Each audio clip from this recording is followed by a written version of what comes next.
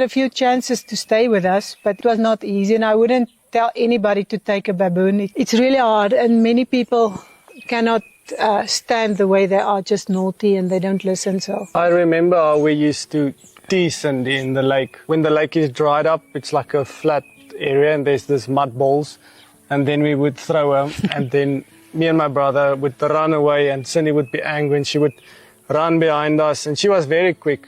And she would tackle us like a rugby player and flat on the ground, and then she would discipline us. So she would bite us a little bit or like pinch us, because in nature that's what they do to babies, to discipline them. We would cry. It wasn't bleeding, but it was a little bit painful, like a bruised area.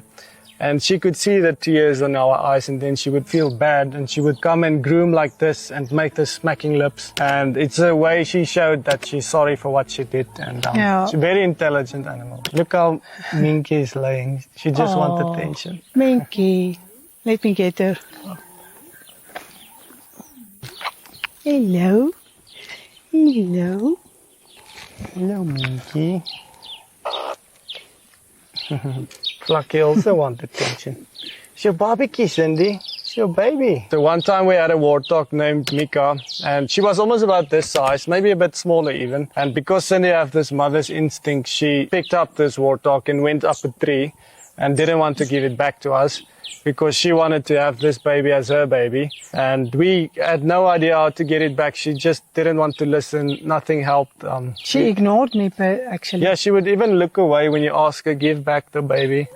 And the only thing... I went in to get a banana. She had the solution. Yeah. What did you do? I just gave her a banana. I said, Cindy, come down. And so she immediately saw there's food, and she just opened the arms. She dropped the baby from the In tree. her mind, the baboon baby must hold on. She thinks it's her baby. So the poor little warthog came out of the tree on these skinny legs. Then I could grab it to take it home to have milk.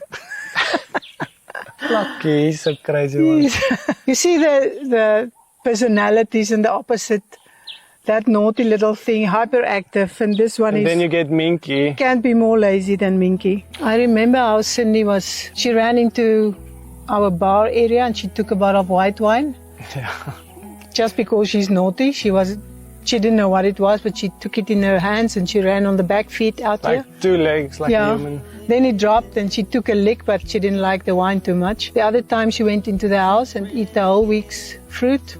Everything. I had nothing left for the rest of the week, but she was stuffed. The tummy was big, the cheeks were full, and she couldn't breathe so much she had in her body.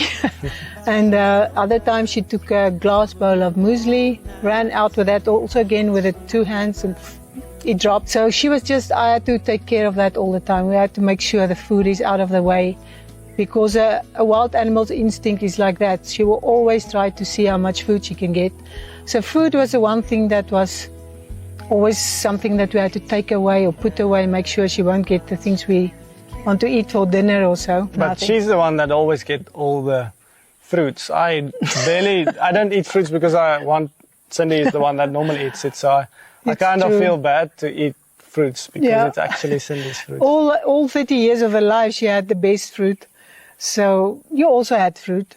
Cindy was in trouble a few times. The one time me and my husband drove, you were not born yet. It was raining and we drove on the farm and Cindy was sitting in between us. And then I know when Cindy got a bit jittery, she's still like that. If she make a move and you know she's nervous, there's something up. So before I could tell my husband, I think Cindy wants to, then we smelled it. So he got crazy. He jumped up. Oh, no. And Cindy was so nervous, she jumped up and the poop splattered all over the dash. My father can't handle the smell of that.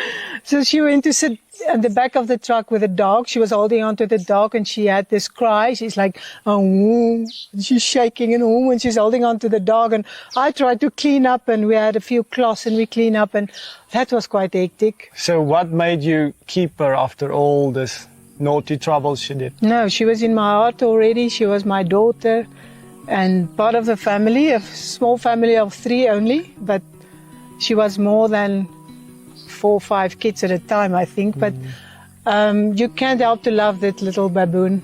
Even how naughty she was just, you just love her. So you just accept what's happening.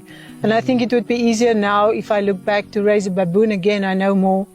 But that was it was hard, and I had to learn along the way. See when will she get naughty? When will she be triggered by food, stuff like that will make her bite people? But she's like a family member. We I'm love her glad so she's much. still here. So that's all for now, guys. I hope you enjoyed this video and enjoyed all the stories we told about Cindy in her younger naughty years. If you like this video, please give me a thumbs up.